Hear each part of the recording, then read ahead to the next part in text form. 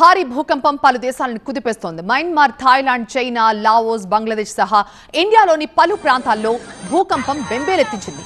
Myanmar airport లో దృశ్యాలు మనం చూడొచ్చు. ఒక్కసారిగా ఫ్లైట్ ఎక్కేందుకు రన్వే మీదకి చేరుకున్న ప్రయాణికులంతా కూడా ఒక్కసారిగా కాళ్ల కింద భూమి కంపించడంతో ఎక్కడి వాళ్ళు అక్కడే అలాగే చతికిల పడిపోయారు.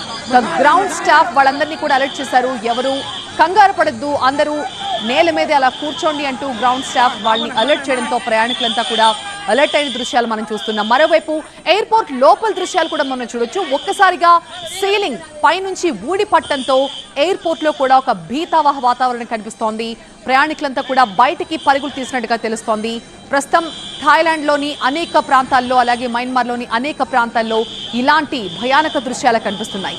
మయన్మార్ లో అయితే మృత్యుఘోష వినిపిస్తోంది. భూకంపంతో వందలాది మంది మృతి చెందినట్లుగా సమాచారం అందుతోంది. దీనిపై ఇంకా పూర్తి క్లారిటీ రావాల్సి ఉంది. ఇప్పటి వరకు 15 మృతదేహాలు దొరికాయి. 45 మంది తీవ్రంగా గాయపడ్డారు. మరోవైపు మయన్మార్, థాయిలాండ్ దేశాల్లో సంభవించిన భూకంపంపై ప్రధాని మోదీ చేసిన ట్వీట్ ని మనం చూడొచ్చు.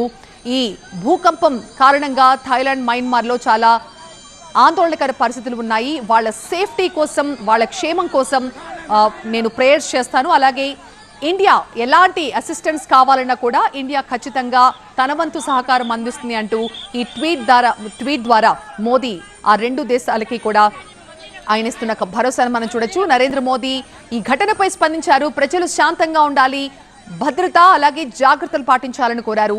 అధికారులు కూడా ఎప్పటికప్పుడు పరిస్థితిని సమీక్షిస్తున్నారు. అవసరమైన సహాయం అందించేందుకు ఇండియా కూడా సిద్ధంగానే ఉంది అన్న భరోసాని మోదీ ట్వీట్ ద్వారా మనకి అర్థమవుతోంది. భూకంపంతో ఇప్పటికే అనేక ప్రాంతాల్లో కర్ఫ్యూ వాతావరణం కనిపిస్తోంది. ఇక థాయిలాండ్ లో భారీ ఎత్తున రోడ్లపై ట్రాఫిక్ జామ్ అయినట్టుగా తెలుస్తోంది.